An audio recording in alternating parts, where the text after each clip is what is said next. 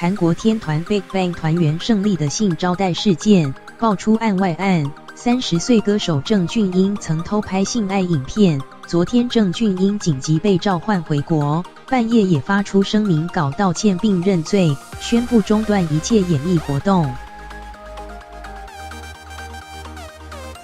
记者 vs 艺人郑俊英 KO Tag 的内容是真的吗？真的很对不起，你偷拍影片上传对吗？对面媒体追问，小声道歉后，低着头不发一语离开。韩星郑俊英遭曝偷拍性爱片后，12日下午5点现身仁川机场，超过200名媒体记者阵仗拥上，情况混乱，前方保镖甚至大力推开记者。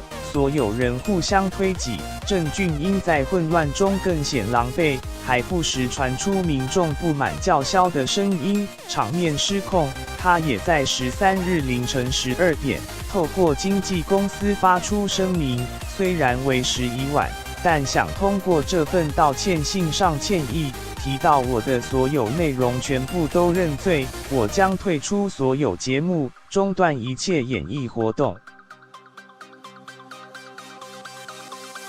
韩综《黄金渔场》节目中爆料，他还有黄金手机，不是一般使用的手机，那个是单独用 Contact 聊天的。曾在节目被 Zico 爆料，黄金手机里名单很精彩。他回国这天，在被爆出令人作呕的对话，惊信有人传了照片，他竟回：干嘛不脱衣服啊？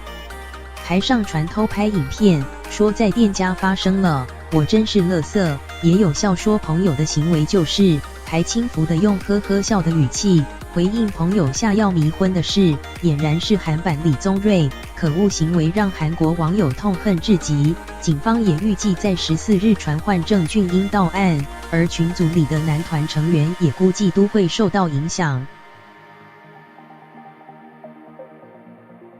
察觉对方有意图时，应冷静设法离开现场，并立即求救。若遭限制行动，勿过度刺激对方，千万不要抵死反抗。